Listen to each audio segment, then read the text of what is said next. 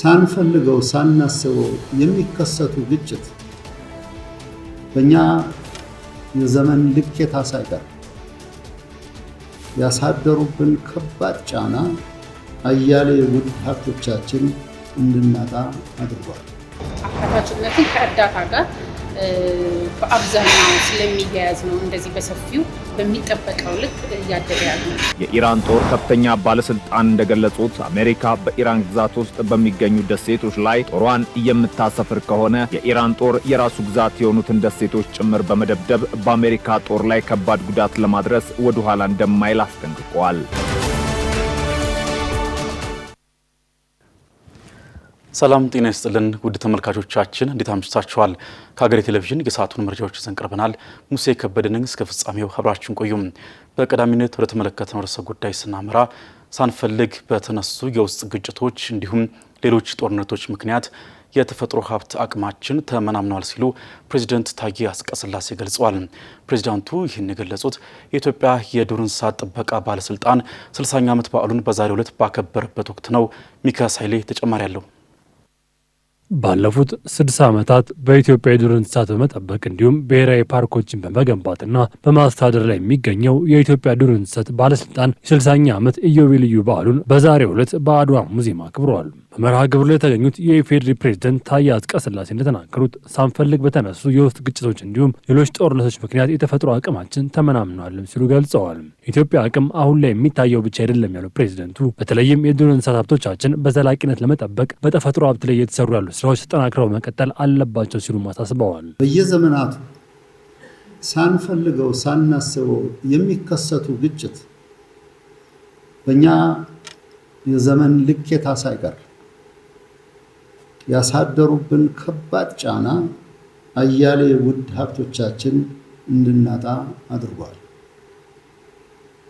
አንድ መታወቅ ያለበት እውነታ የዱር እንስሳቶቻችን የራሳችን ሀብትና የሁለንተናችን አካል አድርገን የመውሰድ ብርቱ ባህል ያለን መሆኑ ደግሞ አንዱ ጥንካሬያችን። ሰውና መልክዓ ምድር እንዲሁም ሰውና የዱር ህይወትን ለይቶ የሚመለከት ሳይሆን አንዱ በሌላው ውስጥ የሚኖር dwelling perspective መሆኑን ሕያው በሆነ ማህበራዊና መንፈሳዊ ትስስር ይገለጻል። በተለያዩ ጥብቅ ደኖች ውስጥ ያሉ የተለያዩ ዱር አራዊቶች ከሸሹባቸው አካባቢዎች እየተመለሱ ቢሆንም አሁንም አደጋዎች እንዳሉ የሚገልጹት የኢትዮጵያ ዱር እንስሳት ጥበቃ ባለስልጣን ዋና ዳይሬክተር ኩመራ ዋቅጅራ በኩላቸው በተለያዩ ፓርኮች ውስጥ የሚካሄዱ ግጭቶች እንዲሁም የሰውና የእንስሳት ግጭት ለዱር እንስሳት መሰደድና የመጥፋት አደጋ መንገድ እየጠረገ ስለመሆኑን ገልጸዋል።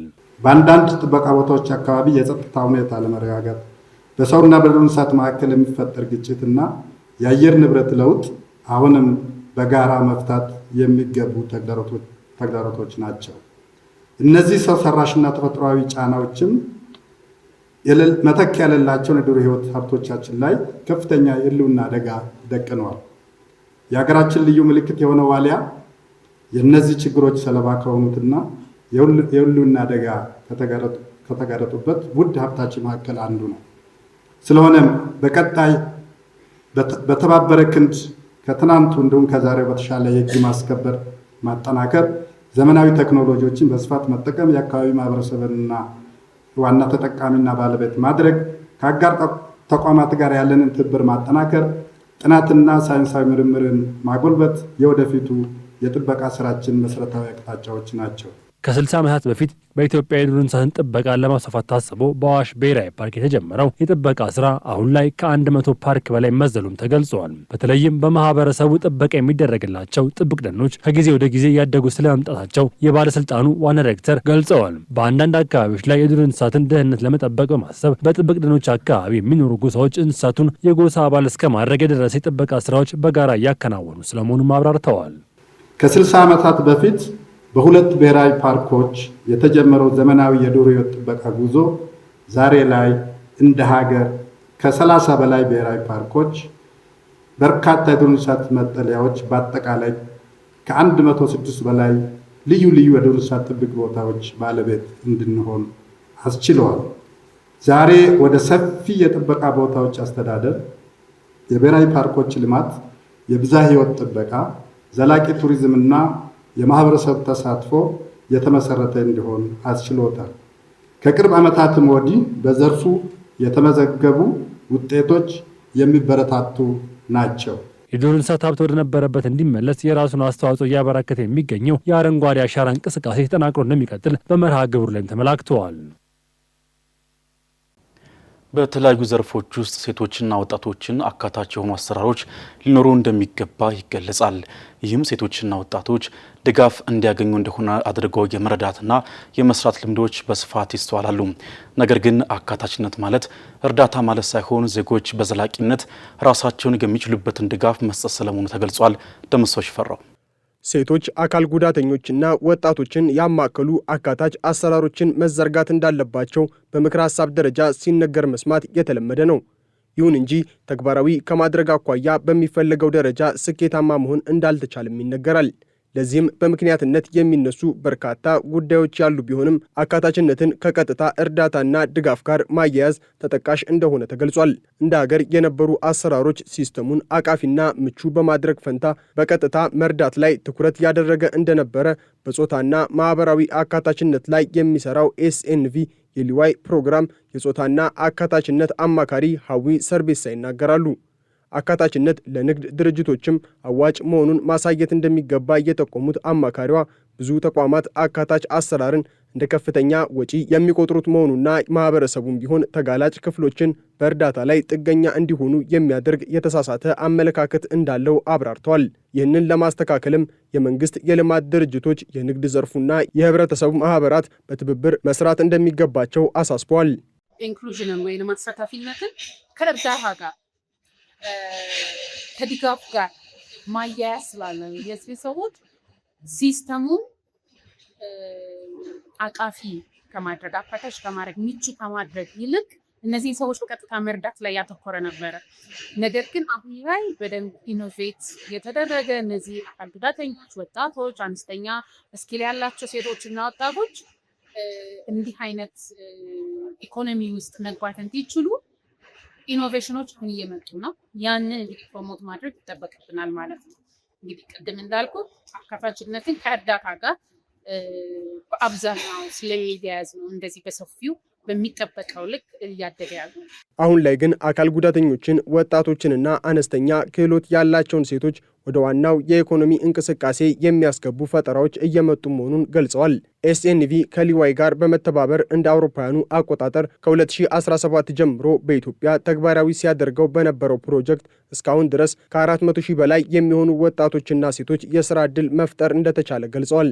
እስካሁን ፕሮጀክቱ ተጠቃሚ ካደረጋቸው ከ400 ሺህ በላይ ዜጎች ውስጥ ከ51 በመቶ እስከ 52 በመቶ የሚሆኑት ሴቶች ሲሆኑ ከ75 በመቶ በላይ የሚሆኑት ደግሞ ወጣቶች መሆናቸውን አስረድቷል። እስካሁን ድረስ የተለያዩ ለወጣቶችና ለሴቶች ከዋና ከሚባሉ ማርኬት ውስጥ ካሉ ዋና ተዋናዮች ጋር አጋርነትን በመፍጠር የስራ እድሎችን በቅጥር ሊሆን ይችላል ወይም ደግሞ ቢዝነሶች ውስጥ መግባት እንዲችሉ አካታች የሆኑ ቢዝነስ ሞዴሎችን አብሮ ከነዚህ አጋር ድርጅቶች ጋር ዲዛይን በማድረግ እስከዛሬ ድረስ ዘልቋል።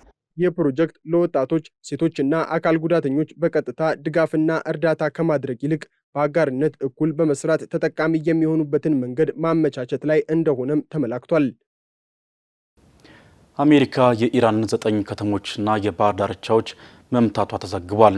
ኢራን አሜሪካ ተጨማሪ ጥቃት የምትሰነዝር ከሆነ ግን የከፋ የአጸፋ እርምጃ እንደምትወስድ በመግለጽ አሜሪካውያን በኢራን ደሴቶች ላይ እግራቸው የሚረግጥ ከሆነ ደሴቶቹ የኢራን ግዛት ቢሆንም እንኳን ኢላማ ከማድረግ አትመለስም በማለት ጠንካራ ማስጠንቀቂያ አስተላልፋለች። ዳግም ተገኝ በአሜሪካና በኢራን እስላማዊ ሪፐብሊክ መካከል ያለው የጦር መሳሪያ ፍጥጫ የማብቂያ ጫፉ እየራቀ በመምጣቱ የሁለቱ ሀገራት የእርስ በርስ ጥቃት ወደ ከፋና ወደማያባራ ደረጃ አምርቷል። የኢራን ጦር ከፍተኛ ባለስልጣን እንደገለጹት አሜሪካ በኢራን ግዛት ውስጥ በሚገኙ ደሴቶች ላይ ጦሯን የምታሰፍር ከሆነ የኢራን ጦር የራሱ ግዛት የሆኑትን ደሴቶች ጭምር በመደብደብ በአሜሪካ ጦር ላይ ከባድ ጉዳት ለማድረስ ወደ ኋላ እንደማይል አስጠንቅቋል። የጦር ኃይሉ ቃል አቀባይ መሐመድ አክሪማኒያ ዛሬ በሰጡት መግለጫ በጦርነት ጊዜ ሀገራት በጠላት ኃይል የተያዙ የራሳቸውን ግዛቶች መልሰው በመደብደብ በጠላት ላይ የከፋ ጉዳት ማድረስ የተለመደ የጦር ስልት መሆኑን አብራርተዋል። አሜሪካውያን በኢራን ደሴቶች ላይ እግራቸውን የሚረግጡ ከሆነ ደሴቶቹ የኢራን ግዛት ቢሆንም እንኳን ኢራን ኢላማ ከማድረግ አትመለስም በማለት ጠንካራ ማስጠንቀቂያም አስተላልፈዋል። በሌላ በኩል የአሜሪካ ጦር በኢራን ላይ የሚያደርገውን ተከታታይ የአየርና የሚሳኤል ጥቃት አጠናክሮ የቀጠለ ሲሆን ማለዳ ላይ 9 የተለያዩ የኢራን ከተሞችና የባህር ዳርቻ አካባቢዎች በአሜሪካ ጦር መደብደባቸውን የኢራን የዜና ወኪል ዘግቧል። ጥቃቱ ከተፈጸመባቸው አካባቢዎች መካከል አብዳናን፣ ባንደር አባስ፣ ባንደር ሌጌ፣ ቡሼሄር፣ ቻባ፣ የቄሽም ደሴት፣ ሲሪክ፣ ሺራዝና ኮናራክ ይገኙበታል ነው የተባለው። የአሜሪካ ማዕከላዊ ሕዝብ ባወጣው መግለጫም የአሜሪካ ጦር በኢራን ላይ እያካሄደ ያለውን 10ኛውን ዙር ተከታታይ ጥቃት በተሳካ ሁኔታ ማጠናቀቁን አስታውቋል። የዚህ ጥቃት ዋነኛ ኢላማም ኢራን በሆርሙዝ የባህር ወሽመጥ በንግድ መርከቦች ላይ ጥቃት ለመሰንዘር የምትጠቀምባቸውን ወታደራዊ ማዘዣ ማዕከላት፣ የባህር ኃይል አቅሞች፣ የሚሳኤልና የሰው አልባ አውሮፕላኖች የሚነሱበትን ስፍራዎች ለመውደም እንዲሁም የአየር መከላከያ ስርዓቶችን ለማዳከም መሆኑን እዙ አስታውቋል። አሜሪካ ይህን ወታደራዊ ዘመቻ ከጀመረችበት ጊዜ አንስቶ ወደ 900 የሚጠጉ የንግድ መርከቦች 450 ሚሊዮን በርሜል ድፍድፍ ነዳጅ ጭነው በሆርሙዝ የባህር ወሽመጥ በሰላም እንዲያልፉ ማመቻቸቷንም አክሎ አስታውቋል። የኢራን አብዮታዊ ዘብ በበኩሉ በአሜሪካ የጦር ሰፈሮችና ወታደራዊ ተቋማት ላይ ከፍተኛ የሆነ የአጸፋ ጥቃት መፈጸሙን አስታውቋል። በባህሬን ሙሃራቅ በሚገኘው የአሜሪካ የአየር መከላከያ ስርዓትና ራዳር ላይ እንዲሁም በሪፋ በሚገኘው የአሜሪካ ፓትሪዮት የአየር መከላከያ ስርዓት ላይ በሰው አልባ አውሮፕላኖችና በሚሳኤል የተቀናጀ ጥቃት መፈጸሙን ገልጿል። በተጨማሪም በኩዌት በሚገኘው አሊ አልሳሌም የአየር ኃይል ሰፈር ውስጥ በሚገኝ የሰው አልባ አውሮፕላኖች ማቆሚያ እንዲሁም ሌሎች የአሜሪካ ራዳር የመገናኛና የሳተላይት ተቋማት ላይ ጥቃት ማድረሱን የኢራን መንግስታዊ መገናኛ ብዙሃን ዘግበዋል። የኢራን መደበኛ ጦር በበኩሉ በኩዌት ካምፕ አሪፍ ጃን በሚገኘው የአሜሪካ የከፍተኛ ተንቀሳቃሽ የመድፍ ሮኬት ስርዓት ላይ ከምድር ወደ ምድር በሚተኮሱ ሚሳኤሎች ጥቃት መፈጸሙን አስታውቋል። የኢራን አብዮታዊ ዘብ ባወጣው ተጨማሪ መግለጫም የጥቃት 23ኛው ዙር የናስር 2 ዘመቻ አካል መሆኑንና አሜሪካ ተጨማሪ ጥቃት የምትሰነዝር ከሆነ የማይረሳ ትምህርት እንደምትቀምስ በማስጠንቀቅ የአገሪቱን ጠቅላይ መሪ ሞጅታባ ሐሜኔ ሙሉ ድጋፍ ማግኘታቸውን አረጋግጧል። አሜሪካ በጦርነቱ የምትቀጥል ከሆነ ኢራን ያላትን የሚሳኤልና የሰው አልባ አውሮፕላን ክምችት አሟጦ ከመጠቀም ወደ ኋላ እንደማትልም አስታውቋል።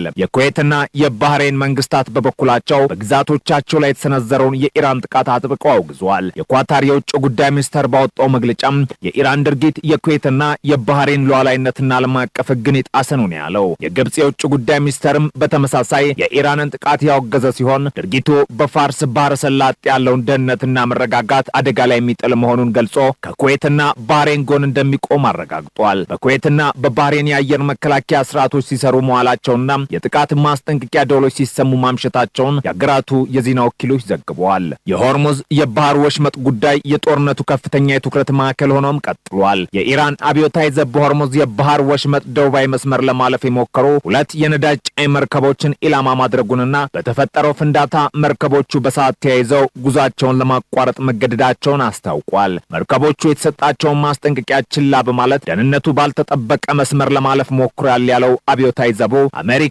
በክፍለ አህጉሩ የምታደርገውን የጥላቻ እንቅስቃሴ እስካላቆመች ድረስ የሆርሙዝ የባህር ወሽመጥ ዝግ ሆኖ እንደሚቀጥልና አንዲትም ጠብታ ነዳጅ የሆነ ጋዝ እንዲሁም ማዳበሪያ ከክፍለ አህጉሩ እንዳይወጣ እንደሚያደርግ ዝቷል።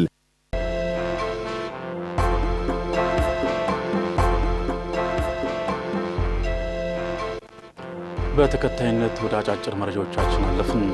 በትላንትናው ዕለት በቡድን ተከፋፍለው መመካከር የጀመሩት ተመካካሪዎች ዛሬም በየቡድናቸው በመሆን መመካከር ቀጥለዋል ሲል የኢትዮጵያ ሀገራዊ ምክክር ኮሚሽን አስታወቀም። 50 ተመካካሪዎችን በመያዝ በ80 ቡድን ተከፋፍለው መመካከር የጀመሩት ንዑሳን ቡድኖች በተሟላ ሁኔታ ከትላንት ከሰዓት ጀምሮ በየንዑስ ቡድናቸው 10 በመሆን ምክክር በማድረግ ላይ ይገኛሉ።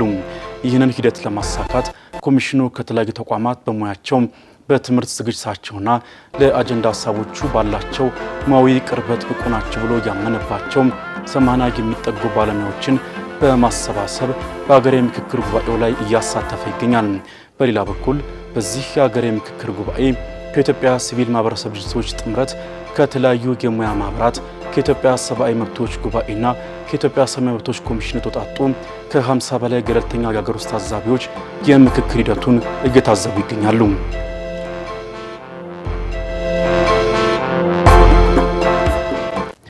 ኢትዮጵያ ከአፍሪካ ህብረት የካምፓላ አጀንዳ ጋር የተጣጣመ የ10 ዓመታት የግብርናና የምግብ ስርዓት ኢንቨስትመንት እቅድ ለማዘጋጀት የመነሻ ጥናት የማረጋገጥ ስራ ማከናወኗ ተገለጸ።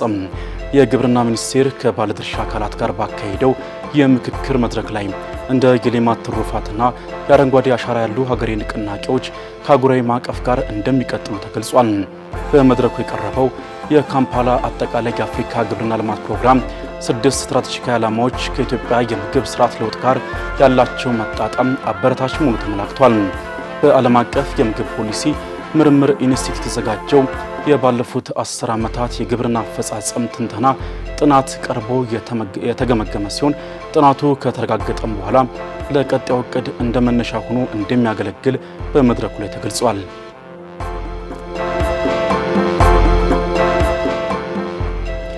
የኮይሻ የኃይል ማመንጫ የመጀመሪያ ምዕራፍ የአርማታ ሙሌት ስራ መጠናቀቁን የኢትዮጵያ ኤሌክትሪክ ኃይል ገለጸ። የኮይሻ ፕሮጀክት የሲቪል መሐንዲስ አቶ ይታገሱ አያሌው እንደተናገሩት የግድቡ የአርማታ ሙሌት ግንባታ ከመከናወኑ በፊት ከ7 ሚሊዮን ሜትር ኪዩብ በላይ ልል አፈር የማንሳት ስራ መሰራቱን ተናግረዋል።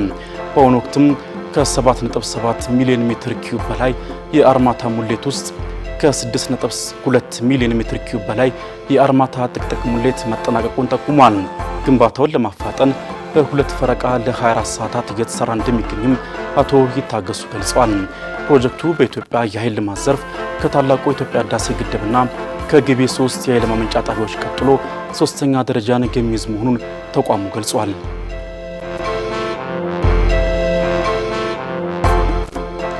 የምስራቅ አፍሪካ የልማት በይነ መንግስታት ኢጋድ ለሱዳኑ ጦርነት አፍሪካዊ መፍትሄ ለማፈላለግ እየሰራሁ ነው ሲል ገለጸ። ኢጋድ በሱዳን ጉዳይ የሚመክረውን 3ኛ ዙር የልዩ መልእክተኞች ስብሰባ በኬንያ ናይሮቢ አካሂዷል። በመድረኩ ላይ በሱዳን ያለውን ቀውስ ለመፍታት እየተደረጉ ያሉ ጥረቶችን፣ ትብብሮችንና ቀጣይ አቅጣጫዎችን በተመለከተ ምክክር ተደርጓል። ውይይቱ በአገሪቱ ያለው ቀውስ መፍትሄ እንዲያገኝ የቀጠናዊና የዓለም አቀፍ ባለድርሻ አካላትን ትብብር ለማጠናከር ያለመ መሆኑ የተገለጸው ኢጋድ በሱዳን ያለውን ቀውስ በዘላቂነት ለመፍታት ከአባል ሀገራቱም ከአፍሪካ ህብረትና ከአውሮፓ ህብረት እንዲሁም የሰላም ጥረት ከሚያደርጉ ሌሎች ተቋማት ጋር በትብብር እንደሚሰራ ማረጋገጡን በማህበራዊ ትስስር ገጹ ላይ አስፍሯል።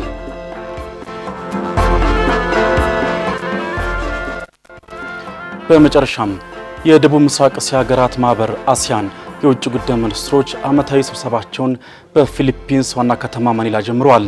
በዓለም አቀፍ የፖለቲካ አለመረጋጋት፣ የክልላዊ ደህንነት ስጋቶችና በኢኮኖሚ ላይ የሚፈጠሩ ጫናዎች በጨመሩበት በዚህ ጊዜ የተደረገው ስብሰባው በዋናነት በደቡብ ቻይና ባህር ያለው የውሃ ወሰን ውዝግብ፣ በማይናማር የቀጠለው የፖለቲካ ቀውስ፣ የኃይል ዋስትና፣ የምግብ ደህንነትና የክልላዊ ንግድ ጉዳዮች እንደሚገኙበት ተነግሯል። የማህበሩ አባል ሀገራት ከውጭ ሀያላን ጋር ያላቸው ግንኙነትን በተመለከተ በሚወያዩበት መድረክም የአሜሪካ፣ የቻይና፣ የሩሲያና ሌሎች አጋር ሀገራት ተወካዮችም ተገኝተውበታል። የዓለም አቀፍ ኃይል ፉክክር እየጨመረ ባለበት በዚህ ወቅት የተካሄደው ጉባኤው የክልሉን የዲፕሎማሲ አቅጣጫ ለመወሰን አስፈላጊ መድረክ መሆኑን የገለጸው ሮይተርስ ነው።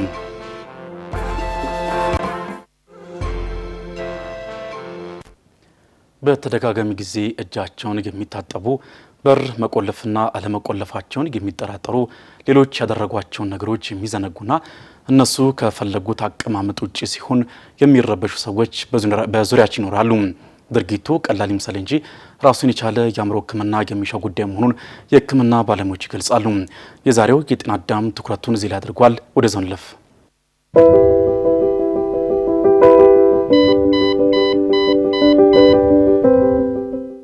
ሰላም። ተደጋጋሚ ጊዜ እጃቸውን የሚታጠቡ በር መቆለፋቸውን ወይም የለኮቱትን ስቶቭ ማጥፋታቸውን 10 ጊዜ ቼክ የሚያደርጉ አሊያም የነገሮችን አቀማመጥ እነሱ እንደሚፈልጉት ካልሆነ የሚረብሻቸው ሰዎች አጋጥሟቸው ያውቃሉ? ኦሲዲ የሚባል ሲሆን ራሱን የቻለ ሕክምናም አለው።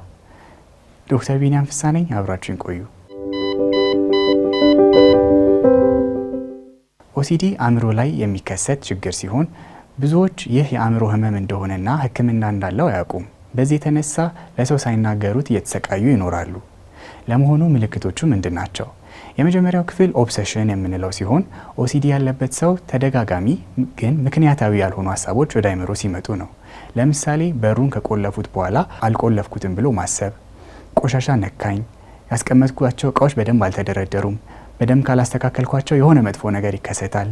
እኒህንና እኒህን የመሳሰሉ ተደጋጋሚ ሀሳቦች ናቸው። እኒህን ሀሳቦች ለማስታገስ ኦሲዲ ያለበት ሰው ኮምፐልሽን የምንላቸውን ተደጋጋሚ ድርጊቶችን ይፈጽማሉ። ለምሳሌ 10 ጊዜ እጅን መታጠብ፣ በር መቆለፍን አለመቆለፍን በተደጋጋሚ ሄዶ ማረጋገጥ፣ እቃዎችን እነሱ እንደሚፈልጉት 10 ጊዜ ማስተካከል ይጠቀሳሉ። ታዲያ እነዚህ ምክንያታዊ ያልሆኑ ድርጊቶችን ኦሲዲ ያለበት ሰው ለረጅም ሰዓታት እየደጋገመ በቀን ውስጥ ሊያከናውናቸው ይችላል። ይህም የዕለት ተዕለት ኑሮ ላይ ተጽዕኖ ያሳድራል። ከዚህ በተጨማሪ እንደ ድብርት፣ ጭንቀት እንዲሁም ሌሎች ተጓዳኝ አእምሮ ህመሞችን ሊያስከትል ይችላል። ኦሲዲ መታከም ይችላል። በዋናነት በስነ አእምሮ ሐኪም ወይንም ሳይካትሪስት የሚሰጡ የተለያዩ ህክምናዎች ሲኖሩ ከዚህ በተጨማሪ መድኃኒቶች ሊታዘዙ ይችላሉ። እነዚህ ምልክቶች እርስዎ ላይ ወይንም ወዳጆቹ ላይ ካስተዋሉ ህክምና እንዳለውና ሊድን እንደሚችል ያስታውሱ። ሰላም።